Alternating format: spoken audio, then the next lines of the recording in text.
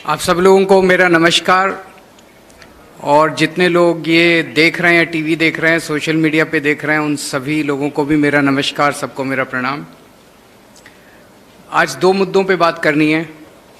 पहला मुद्दा तो है एक और गारंटी जो आज हम गुजरात के लोगों को दे रहे हैं।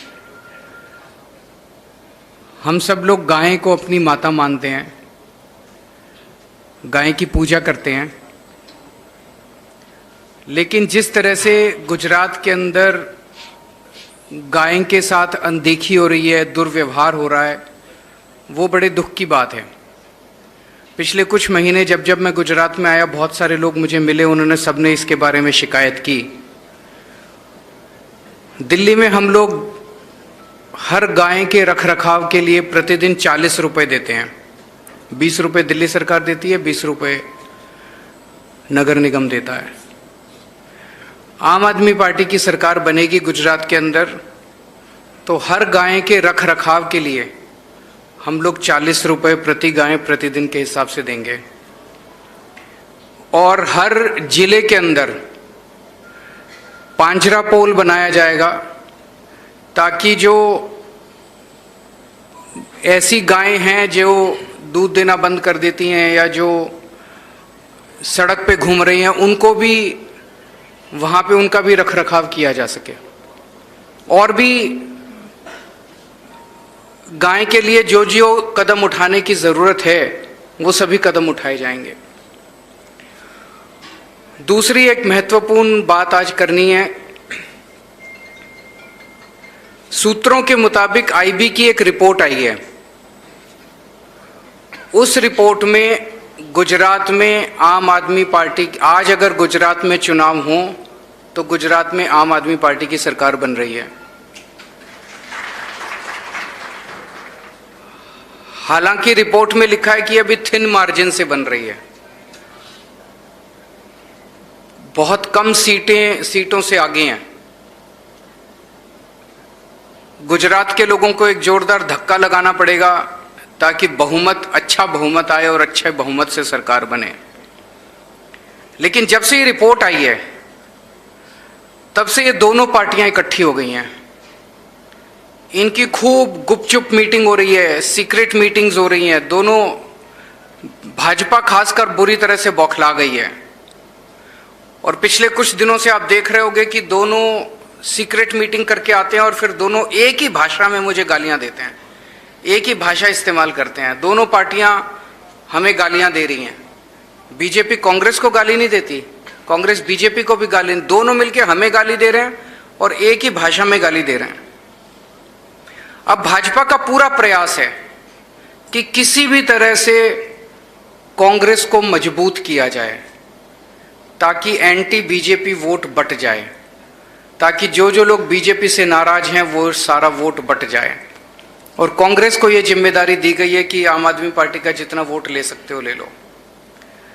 मुझे पता चला कि कांग्रेस के कुछ नेता बीजेपी में जाना चाहते थे, उनकी बीजेपी से मीटिंग भी हुई, लेकिन बीजेपी उन्होंने कहा कि अभी मत आओ, अभी आओगे कांग्रेस से छोड़ के आओगे तो कांग्रेस और कमजोर हो जाएगी।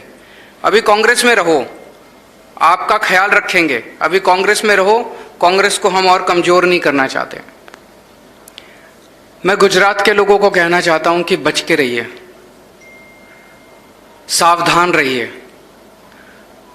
कांग्रेस की 10 से ज्यादा सीट नहीं आ रही इन चुनाव के अंदर। कांग्रेस खत्म हो चुकी है बिल्कुल। और ये जो 10 से कम जो भी आएंगी सीटें, ये लोग भी चुनाव के बाद बीजेपी के अंदर शामिल हो जाएंगे। आज पूरा गुजरात एक बहुत बड़े बदलाव की उम्मीद कर रहा है, बहुत बड़ा बदलाव देख रहा है। पूरे गुजरात में जहां आप जाके पूछिए लोगों से, कहेंगे परिवर्तन परिवर्तन, बदलाव बदलाव, बदलाव के लिए वोट देंगे, परिवर्तन के लिए वोट देंगे। पूरा गुजरात परिवर्तन के लिए वोट दे रहा है, बदलाव के लिए वोट दे रहा है। 27 साल में हमारे पास विकल्प नहीं था, आज ऊपर वाले ने एक विकल्प दिया है। कहीं ऐसा ना हो कि हमारी गलती के कारण ये विकल्प, ये मौका जो भगवान ने दिया है, ये चला जाए। कांग्रेस को वोट दे के बीजेपी को जिता मत देना। कांग्रेस को वोट देना बेकार है, कांग्रेस को वोट देना गुजरात के हित में नहीं है। जो जो लोग बीजेपी से नाराज हैं सब लोग मिलके आम आदमी पार्टी को वोट दो ताकि गुजरात में बदलाव लाया जा सके। जैसे मैंने कहा कि आईबी की रिपोर्ट में मार्जिन बड़ा थिन है, इसलिए गुजरात के लोगों से मेरी अपील है कि एक जोरदार धक्का और लगाने की ज़रूरत है। एक जोरदार धक्का लग गया तो पंजाब और दिल्ली दोनों के रिकॉर्ड टूट जाएंगे। मैं मान साहब से कहूँगा कि वो जिस तरह माननीय मुख्यमंत्री अरविंद केजरीवाल जी उन्होंने कहा है गाय के बारे में, पंजाब में हमारी सरकार में एक गाय रक्षा कमीशन है। देखिए, हम गाय को गौशाला में रखने के लिए बहुत से टैक्स लेते हैं लोगों से। पेट्रोल में और डीजल में काउ सेस है और बहुत सी एक्साइज में काउ सेस है। तो वो काउ सेस का पैसा पहले सिर्फ करप्शन के लिए इस्तेमाल होता था। जो गौशाला है उसमें वो गाय जो दूध देना बंद कर देती है उनको छोड़ देते थे सड़कों पर, और सड़कों पर हादसे हर रोज होते हैं। कभी किसी गाड़ी के सामने गाय आ गई, गाय भी जान से गई और पूरा परिवार कई बार जान से हाथ धोता है। और वो गाय जो हैं अगर शहर में है तो प्लास्टिक खाती हैं और बीमारियां उनको लगती हैं। बहुत ही तड़प तड़प के मौत उनकी सड़क पर होती है। और खेतों में भी जब ये 100-100 100-125 का जो झुंड है जो जाता है तो फसलें खराब होती हैं। तो हमने गाय रक्षा कमीशन जो है उसको मजबूत कर दिया। उसको पूरे पंजाब के जो गौशाला हैं गवर्नमेंट एडेड हैं उनको बता दिया कि आपको अगर ज़मीन चाहिए हम और ज़मीन दे देंगे, शेड चाहिए हम और शेड दे देंगे। और चारा पंजाब के लोग क्योंकि बहुत दान करने में बहुत विश्वास रखते हैं, जैसे लंगर लगाते हैं, चारा बहुत ज़्यादा चारा आ जाता है पुण्य के रूप में कि जी हम दसबंद बोलते हैं, हमारे 10वां हिस्सा अपनी कमाई में से भी 10वां हिस्सा, फसल में से भी 10वां हिस्सा वो निकालते हैं। तो गाय रक्षा कमीशन जो है उसको हम बहुत मजबूत कर रहे हैं और सभी गौशालाओं को बोल दिया है कि आपने ऐसा नहीं करना है कि किसी गाय को आप इसलिए छोड़ दो कि आपका चारा नहीं है या आपके पास उसको रखने की जगह नहीं है। बाकी जो समस्याएं पंजाब की हैं वही समस्याएं, मैं कल जूनागढ़ गया था, कल मैं कच्छ में भी गया था, वहाँ तो बहुत पंजाबी भी मिले थे। पूरे देश की समस्याएं आपस में मिलती जुलती हैं। हमारे यहाँ भी खेती की दिक्कत है, हमारे यहाँ भी जय जवान और जय किसान का नारा लगता है, यहाँ भी लगता है। हमारे यहाँ भी पानी जो है सिंचाई के लिए खेतों तक पहुँचता नहीं है, कहीं टेल जो एंड पड़ते हैं टेल एंड पर, यहाँ भी पानी की समस्या है कि सिंचाई के लिए पानी नहीं मिलता। हमारे यहाँ भी करप्शन है, यहाँ भी करप्शन है। हमारे यहाँ भी सरकारी स्कूल का इन्होंने बेड़ा गर्क किया, यहाँ भी यही हाल है। हमारे यहाँ भी हॉस्पिटल का वही हाल है जहाँ गुजरात में है। और कल मैं कुछ सड़कों पर गया, जूनागढ़ में भी गया, कच्छ में भी गया, गांधीधाम में। मतलब मैंने सड़क में गड्ढे बहुत देखे थे लेकिन गड्ढों में सड़क पहली बार देखी है। मतलब इतना बुरा हाल है रोड्स का। तो ये सब कुछ ठीक हो सकता है, कोई खजाने में कमी नहीं होती। 2.5 लाख करोड़ से ज़्यादा बजट है स्टेट का। जब दिल्ली में अरविंद केजरीवाल जी ने मुख्यमंत्री के तौर पे ओथ ली थी तो 28,000 करोड़ बजट था, महज 28,000 करोड़। अगले साल मनीष सिसोदिया जी ने जो वित्त मंत्री थे उनसे व्यापारियों से बात की, तब बैट होता था, बैट 12.5%, अब जीएसटी आ गई, बैट को 7.5% कम कर दिया, 5% बैट रह गया। लेकिन व्यापारियों को बोला कोई रेड राज नहीं होगा, टैक्स दे देना। बैट 7.5% कम करके 2,000 करोड़ की इनकम बढ़ गई थी, लोग पैसे देने लगे ईमानदारी से। सो अगर ईमानदार सरकार हो तो सब कुछ हो सकता है। बिजली मुफ्त हो सकती है, पंजाब में हमने कर दी 1 जुलाई से। 17,000 से ज़्यादा नौकरियां हमने पंजाब में नियुक्ति पत्र दे दिए। कच्चे मुलाजम बहुत है पंजाब में जो कॉन्ट्रैक्ट पे हैं।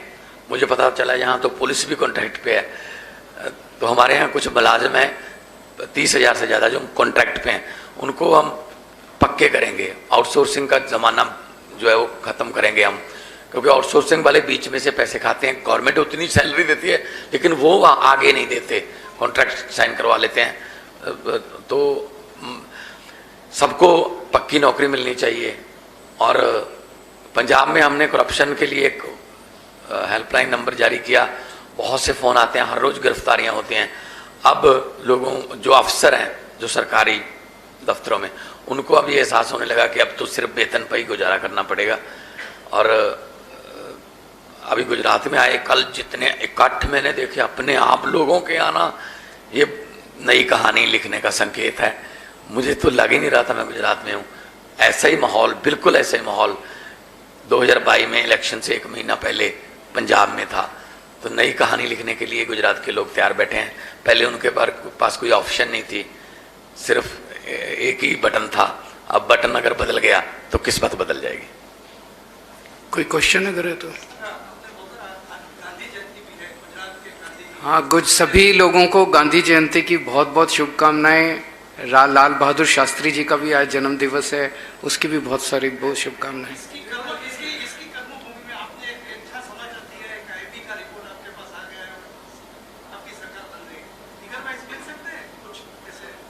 जो मेरा सोर्स है उसने बहुत डिटेल नहीं बताया। उसने इतना बताया कि सरकार बन रही है आज की डेट में, आप लोग बहुत तेजी से ऊपर उठ रहे हैं, दोनों पार्टियां गिर रही हैं। अगर ये ट्रेंड चलता रहा उनके गिरने का और हमारे बढ़ने का तो मार्जिन बढ़ेगा। लेकिन आज थिन मार्जिन से 2-4 सीटों से आगे हैं हम लोग और सरकार बन रही है, इतना मुझे आइडिया है। सर, पाटीदारों का टेक्निक आप देखिए कि प्रेशर टेक्निक, इस वजह से आप कल गए थे, तो क्या लगता है कि पाटीदारों नेताओं की तरफ से आपको क्या? हम सबके लिए काम कर रहे हैं, सभी समाज के लिए, सभी जातियों के लिए, सभी वर्गों के लिए, सबके लिए हम काम कर रहे हैं। सबको बच्चों को स्कूल बनवाएंगे, अच्छी शिक्षा देंगे, सबका भविष्य बनाएंगे। हमारे पे किसी ने कोई प्रेशर नहीं डाला। हमारा एजेंडा जो है वो सबको पसंद आ रहा है। आज लोग, मुश्किल से 5-6 महीने हुए हमें चुनाव प्रचार करते हुए। हम 1 मिनट में बताता हूँ, मैं आपको एक छोटा सा उदाहरण देता हूँ। मैं टीवी पे एक प्रोग्राम देख रहा था, प्रधानमंत्री जी आए, मेरे ख्याल से 30,000 करोड़ का पैकेज, ऐसे कुछ 30,000 करोड़ का था, 20,000 करोड़ का पैकेज उन्होंने अनाउंस किया। एक आदमी वहां से उनकी सभा से बाहर निकल रहा था, उससे एक टीवी वाले ने पूछा, तो क्या आपको लगता है कि गुजरात में विकास हुआ? उसने कहा हाँ जी हुआ, बहुत हुआ। तो उसने कहा कि देखिए आज इतने 1,000 करोड़ का पैकेज देके गए हैं, तो बहुत विकास हुआ। तो उसने कहा कि वोट दोगे बीजेपी को? उसने कहा नहीं, वोट नहीं दूंगा।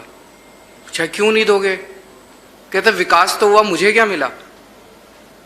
उसके तो बच्चों को रोजगार नहीं मिला ना, उसकी तो बिजली सस्ती नहीं हुई ना, उसको तो महंगाई से छुटकारा नहीं मिला ना, उसको तो स्कूल नहीं मिले ना। आज हम वो बड़ी बड़ी बातें करते हैं बीजेपी वाले, बड़ी बड़ी बात, आम आदमी को क्या लेना देना? इतने 1,000 करोड़ का पैकेज, ठेकेदारों की ऐश हो गई, मंत्रियों की भी ऐश हो गई, नेताओं की ऐश हो गई, इतने 1,000 करोड़ का पैकेज। जनता को चाहिए मेरे बच्चे को अच्छी शिक्षा मिल जाए, मेरे घर में कोई बीमार हो तो अच्छा इलाज मिल जाए, मेरे बच्चे को रोजगार मिल जाए, मेरा बिजली पानी सस्ती हो जाए। इतनी महंगाई हो रही है, गुजारा नहीं चल रहा। वो बात हम लोग कर रहे हैं, वो लोगों के दिल को छू रही है। आज तक कभी किसी ने की नहीं, और ये लोग कर ही नहीं सकते, बिकॉज इन्होंने कभी करके ही नहीं देखी। हम करके आए हैं, दिल्ली में की, पंजाब में की, अब गुजरात में करेंगे।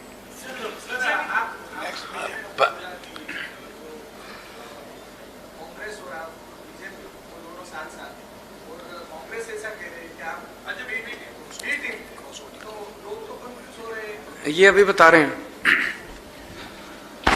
देखो, આપણે સૌ જાણીએ છીએ કે રાષ્ટ્રપતિ ચૂંટણીમાં ક્રોસ વોટિંગ થયું હતું, અને ક્રોસ વોટિંગ થયું હતું એ ધારાસભ્યો કોંગ્રેસના ધારાસભ્ય ક્રોસ વોટિંગ કર્યું છે. મને આપ બતાવો કે 7 થી 9 જે ક્રોસ વોટિંગ થયું એ કોણે કર્યું અને કોણે કર્યું તો કોંગ્રેસે શું પગલાં લીધા અને કોંગ્રેસે પગલાં ન લીધા તો ઈ ધારાસભ્યોની કયા ભાજપના નેતા સાથે મીટિંગ થઈ અને મીટિંગ થઈ તો શું ડીલ થઈ અને ડીલ થઈ તો કોંગ્રેસ ફરી એમને ચૂંટણીની ટિકિટ આપવાની છે. एक और भी बात है, अभी गोवा में कांग्रेस के 11 एमएलए थे, 11 में से 8 बीजेपी में चले गए. आम आदमी पार्टी के 2 एमएलए थे, 2 अभी आम आदमी पार्टी में हैं. तो पूरे देश में हम लोग देख रहे हैं कि कांग्रेस बेसिकली तो अब बीजेपी की जेब में बैठी है. बीजेपी जब चाहती है जितने जितने उसको चाहिए होते हैं उतने खरीद लेती है, बाकी स्टॉक में रखती है वहां पे. तो सारे देश के अंदर देख रहे हैं अब ये जॉइंट स्ट्रैटेजी इनकी बन गई है, सीक्रेट मीटिंग करके एक साथ आम आदमी पार्टी को हराने के लिए. ये पंजाब में भी बिल्कुल ऐसे ही हो रहा है. विधानसभा में हमने सेशन बुलाया क्योंकि उन्होंने हमारे एमएलए को फोन किए थे. तो हमने कहा कि हम सेशन में अपना विश्वास मत दिखाएंगे. तो बीजेपी तो 2 एमएलए हैं बीजेपी के 117 में से, वो तो वॉकआउट कर जाते हैं पहले मिनट में. उनकी जगह पे फिर कांग्रेस विरोध करती है कि नहीं जी ये गलत. कांग्रेस बीजेपी की भाषा बोलती है, मतलब कांग्रेस बीजेपी की तरफ से बोलती है. ऐसे लगता है जैसे कांग्रेस आई नहीं, कांग्रेस बीजेपी ब्रैकेट में. तो मतलब हालांकि कांग्रेस खुद पीड़ित है उस चीज की कि उनकी सरकारें तोड़ दी मध्य प्रदेश में, कर्नाटक में, गोवा में और हिमाचल में, लेकिन फिर भी वो पंजाब में चाहते हैं ऑपरेशन लोटस जो है वो कामयाब हो जाए. इसका मतलब तो फिर सीधी सी बात है कि दोनों मिले हुए हैं. और ये दिल्ली में भी ऐसा किया था उन्होंने कि आपस में मिल जाओ, मतलब आम आदमी पार्टी को हरा दो, फिर बाद में आपस में देख लेंगे. लेकिन अब क्योंकि इनकी बारियां टूट रही हैं तो इसीलिए इनको तकलीफ हो रही है कि अरविंद केजरीवाल जी ऑटो रिक्शे वाले के घर पे खाना खाने चले गए, उसको पुलिस उठा के ले गई. अभी कल हर्ष सोलंकी लड़का है, उसको खाने के लिए निमंत्रण दिया था, उसको उठा लेंगे. किसी होटल की बुकिंग कैंसिल करा देते हैं, कि ग्राउंड की बुकिंग कैंसिल करा देते हैं.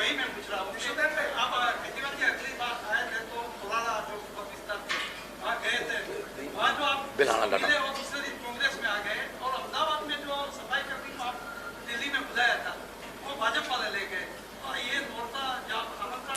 देखिए, एक तो ये बहुत अच्छी बात है कि गुजरात के 6.5 करोड़ गुजराती मुझे प्यार करने लगे हैं. चाहे वो कांग्रेस का हो चाहे बीजेपी का हो, सब मुझे खाने पे बुलाते हैं और मैं सबके घर जाता हूँ. मुझे कोई लेना देना या कौन किसको वोट देता है, जिसको मर्जी वोट दे, जिसको उसका मन करे उसको वोट दे. मैं कभी किसी के घर कोई मेरे को आप मुझे कल खाने पे बुलाएंगे, मैं आपसे पूछूंगा नहीं कि आप कौन सी पार्टी को वोट देते हैं. मैं आपके घर में पूरे सत्कार के साथ खाने के लिए. एक मिनट सुनिए, ये मैं सबके घर जाऊंगा. बड़ी अच्छी बात यह है कि बीजेपी वाले मुझे खाने पे बुलाते हैं, अपने नेताओं को नहीं बुलाते. कांग्रेस वाले भी मुझे खाने पे बुलाते हैं, अपने नेताओं को नहीं बुलाते. सब हमें प्यार करते हैं. मैं उनको सबको कहना चाहता हूं, जिसको मन करे उसको वोट दो. जब हमारी सरकार बनेगी हम 6.5 करोड़ गुजरातियों की सरकार होंगे. हम उनकी बीजेपी वालों की भी बिजली माफ करेंगे, कांग्रेस वालों को भी महंगाई से छुटकारा दिलाएंगे. हम उनके बच्चों के लिए भी अच्छे स्कूल बनाएंगे, कोई भेदभाव नहीं करेंगे. सब हमारे हैं. ये पार्टीबाजी बेकार की बात है.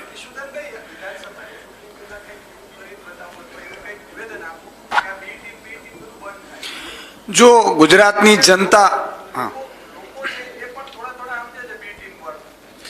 गुजरातनी जनता खूब होशियार है. गुजरातनी जनताए 32 वर्ष कांग्रेसने शासन आप्યું, 27 વર્ષથી ભાજપને આપ્યું, 27 વર્ષથી કોંગ્રેસના વિપક્ષ પદ પણ જોઈ લીધું. સાથે સાથે છેલ્લા 12 વર્ષમાં 65 કોંગ્રેસના મોટા નેતાઓ ત્યારે ભાજપમાં બેઠા છે. એટલે કોંગ્રેસ યુક્ત ભાજપ છે. ભાજપના જે સારા આગેવાનો છે એમણે પણ ભાજપે સાઇડલાઇન કરી દીધા છે. માત્ર ગુંડાગર્દી કરી શકે, માત્ર રૂપિયાનો ઉઘરાણા કરી શકે, માત્ર અધિકારીઓ પાસેથી ઉઘરાણો કરી શકે, એમને કોંગ્રેસ ભાજપે લીધા છે. અને કોંગ્રેસવાળા પણ એવા જ જાય છે. હું એમનો દાખલો આપું તમને કે પરસોત્તમ સાબરિયાજી જે કોંગ્રેસના ધારાસભ્ય હતા, જેની ઓડિયો ક્લિપ વાયરલ થયા પછી 6 મહિના જેલમાં રહ્યા પછી એ જેલમાંથી ભાજપમાં જાય છે, છૂટી જાય છે અને પછી ભાજપને ટિકિટ આપે છે. એટલે એનો અર્થ સ્પષ્ટ થયો. ગુજરાતની જનતાને મારી વિનંતી છે, ભાજપ કોંગ્રેસે મિટિંગો કરી છે. મિટિંગમાં એવું નક્કી થયું છે ક્રોસ વોટિંગ જે પણ ધારાસભ્યો કર્યા છે એ કોંગ્રેસમાંથી લડે, ભાજપ એને ફંડ આપશે. મેં સાંભળ્યું છે, સાચું ખોટું ઈશ્વર જાણે. ભાજપ એને ફંડ આપશે 5-7 કરોડ રૂપિયા. રૂપિયાવાળી તો પાર્ટી છે જ. અને જો ચૂંટાઈ જાય ચૂંટણી પછી તો ભાજપને કાંઈ ઘટે તો માલ સપ્લાય થઈ જાય, નહીં તો આમ આદમીને હરાવવા માટે આખો શોખ તો ગોઠવાયો છે. ગુજરાતની જનતાને અપીલ કરું છું કે ભાજપ અને કોંગ્રેસ બે એકબીજાની ટીમો છે, એ આપણે સાબિત કરી દીધું છે. ઘણી વખત તમને ખબર છે, એક મોકો આમ આદમીને એટલા માટે આપજો કે તમારા બાળકના શિક્ષણની વાત કોઈ નથી કરતું, તમારે વીજળી ફ્રીની વાત કોઈ નથી કરતું, શિક્ષણની વાત કોઈ નથી કરતું, ખેડૂતોની વાત નથી કરતું. એટલે સ્પષ્ટ છે કે આ બંને એકબીજાની બી ટીમ છે અને ગુજરાતની જનતાએ સાબિત પણ જોઈ લીધું છે અને સાબિતી પણ થઈ ચૂકી છે. Thank you. આક્ષેપ પણ એવો છે કે તમે જ્યારે પત્રકાર હતા ત્યારે સૌથી વધારે ખેડૂતોના મુદ્દા ઉપાડતા હતા. તમે થોડા સમયથી તમને ખેડૂતો ભૂલી ગયા છે અને ખેડૂતોને તમે ભૂલી ગયા ના, આ તમે બહુ મોટા મુદ્દા ઉઠાવતા નથી. બિલકુલ. હવે આમ સાંભળજો, તમે એવું કહ્યું કે ખેડૂતોના મુદ્દા, ખેડૂતો મારા રાજનીતિમાં આવવાનું કોઈ એક કારણ હોય, 2-4 કારણોમાંથી તો એ ખેડૂતો છે. અને ખેડૂતો માટે ગેરંટી કરી હતી ભગવત માનજીએ. ખેડૂતો માટે આજે જ તમે જોઈ લો, ત્યાં પણ કર્યું છે, દિલ્હીમાં પણ 50,000 રૂપિયા હેક્ટરે ત્યાં જમા થઈ જાય છે, જ્યાં જેનો ખેડૂતને નુકસાન થાય છે. ગુજરાતમાં પહેલી જ કેબિનેટમાં ખેડૂતોના 2 લાખ રૂપિયા માફ કરી દેવામાં આવશે. ખેડૂતોને નવાજૂની કરવા માટે એકે ધક્કો નહીં ખાવો પડે, ઓટોમેટિકલી નવાજૂની થઈ જશે. સાથે સાથે ખેડૂતોને જે વ્યાજ 0% 5 લાખ સુધીનો આવશે, 0% વ્યાજે આવશે. અને ખેડૂતોએ બિલકુલ ચિંતા કરવાની જરૂર નથી. 1.5 વર્ષની અંદર તમામ ખેડૂતોને સિંચાઈનો પાણી મળે, એની જવાબદારી પણ આમ આદમી પાર્ટી લે છે. ખેડૂતને શિક્ષણ, આરોગ્ય એ તો બધું મળશે જ. સાથે સાથે 3 પાક લઈ શકે એવી વ્યવસ્થા, 12 કલાક વીજળી અને પૂરતું પાણી 1.5 વર્ષમાં મળી રહે એવી વ્યવસ્થા આમ આદમી કરવાની છે. આના મોટો ખેડૂતોનો મુદ્દો શું હોઈ શકે ઉઠાવવાનો? Thank you. ये मेरे पास, आप लोग डाटा मांग रहे थे, ये मेरे पास पंजाब का एक डाटा है. अभी पंजाब में 6 महीने हुए हैं. 1 जुलाई से हमने 300 यूनिट पर मंथ हमने फ्री कर दिया सबको. तो 600 यूनिट 2 महीने का, क्योंकि 2 महीने का साइकिल है हमारे, 2 महीने का बिल आता है. टोटल हमारे पंजाब में 72,66,540 घर हैं, मीटर हैं बिजली के. 72,66,540. अभी सितंबर में, क्योंकि जुलाई और अगस्त का बिल सितंबर में जनरेट होता है, उसमें से 49,93,326 का बिल 0 आया है. परसेंटेज बनती है 68.71. अभी सर्दी आएगी नवंबर और दिसंबर की, और भी कम कंजप्शन हो जाएगी. देश में पहली बार होगा कि पंजाब में 90% से ज़्यादा जो हाउस होल्डर हैं, जो मीटर जिनके लगे हुए हैं, उनकी बिजली माफ हो जाएगी. अगर पंजाब में कर सकते हैं, यहाँ क्यों नहीं कर सकते? इतनी एनर्जी है. Thank you.